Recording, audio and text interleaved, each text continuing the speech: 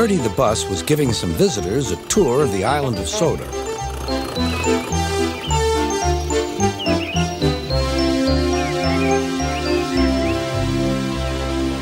It was their last afternoon, and Edward was preparing to take them to meet Bill and Ben. He found it hard to start the heavy train. Did you see him straining? Asked Henry. Positively painful, Remarked James. Just pathetic. Grunted Gordon. He should give up and be preserved before it's too late. Shut up, burst out Duck. You're all jealous. Edward's better than any of you. You're right, Duck, said Boko. Edward's old, but he'll surprise us all. I've done it. We're off. I've done it. We're off, said Edward as he finally puffed out of the station.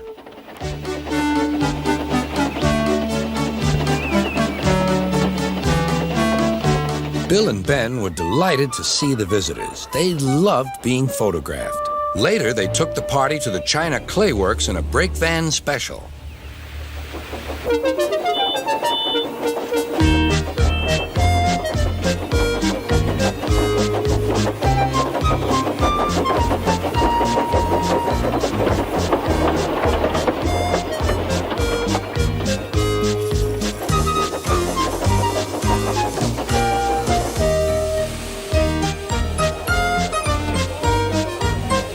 Everyone had a splendid time, and the visitors were most impressed.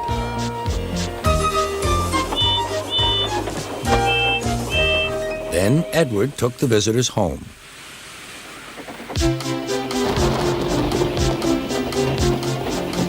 On the way, the weather changed. Wind and rain buffeted Edward. His sanding gear failed, and his firemen rode in front, dropping sand on the rails by hand. Suddenly, Edward's wheels slipped fiercely, and with a shrieking crack, something broke. The crew inspected the damage. Repairs took some time.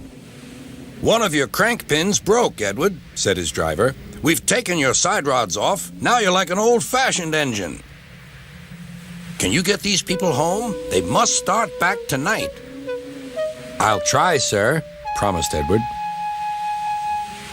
Edward puffed and pulled his hardest, but his wheels kept slipping and he could not start the heavy train.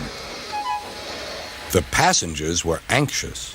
The driver, fireman, and conductor went along the train, making adjustments between the coaches.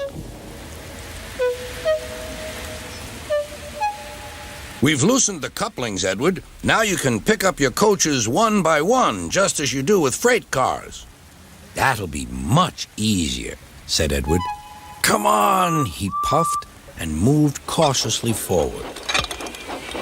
The first coach moving helped to start the second, and the second helped the third.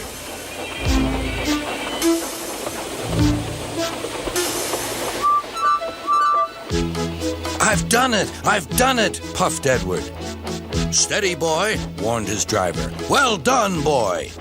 You've got them! You've got them! And he listened happily to Edward's steady beat as he forged slowly but surely ahead. At last, battered, weary, but unbeaten, Edward steamed in. Henry was waiting for the visitors with the special train. Beep, beep! Sir Topham Hatt angrily pointed to the clock, but excited passengers cheered and thanked Edward, his driver, and firemen.